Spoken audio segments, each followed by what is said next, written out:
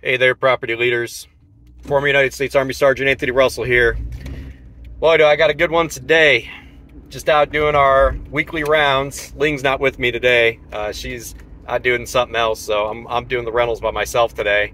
And I was out working on one of our units, putting a new toilet seat in for somebody and a new door handle in. And usually whenever tenants are there, I like to talk to them, just ask them about how things are going. Ask them if they've got any issues, ask them what's going on in the neighborhood, stuff like that. Keeps me informed. And I discovered two things today. One, I discovered their neighbor had a dog in their apartment, which wasn't documented to us. We require all tenants tell us that if they have a dog or not. So if I ever have to enter an apartment, I know if I'm going to get bit, for one. And two, we require all tenants pay a pet fee of $100. That way we can steam clean when the dog is gone, when the tenant's gone. Just a courtesy to the next tenant. So I had to address that this morning. And then I also found out that we have had, and this is not a laughing matter, and it's actually not a bad area, but there has been 2 shootings now that I know of in one of our building areas. Not at the same building. They're about 2-3 blocks apart. But one of our buildings, we had tenant, not related to our tenants. It was just a neighbor, but a neighbor got in a shooting a couple months ago. And then we had another tenant recently, like in the last week or so. One of their guests was shooting an AK-47 off in the air.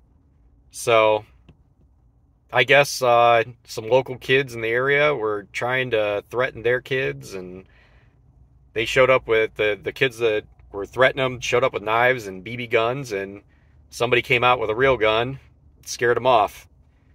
But you need to talk to your tenants. You need to stay informed. If I didn't have that information, I might be under a false idea of safety when I go over there. It's good to know that this stuff is going on, so when I go into the area, I know to be vigilant. Somebody might mistake me for a tenant that they're trying to hurt, or maybe I rub somebody the wrong way. It's good to stay informed. So get out there and talk to your tenants. It's a good thing. I talk about that in my book, Leadership for Landlords, available on Amazon. Go get it. I talk about staying informed and talking to your tenants and how important that is.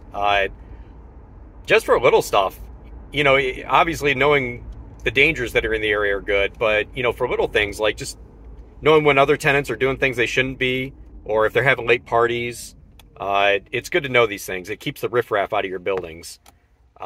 So next week I'm going to address this issue with this tenant that has the dog. I've already spoken to him, but I'm going to go over there and inspect the apartment, make sure there's no damages and stuff like that, and make sure the dog's not pissing all over the floor and ruining our stuff. So maybe I'll do a follow-up video on that. We'll see. Anyways, I just want to let you guys know that kind of stuff happens. If you're an inexperienced landlord, it's good to stay in contact with your tenants. Make sure you're getting out there and talking to them. All right, property leaders, that's all I got for you today. Get out into those buildings and find something to fix, huh?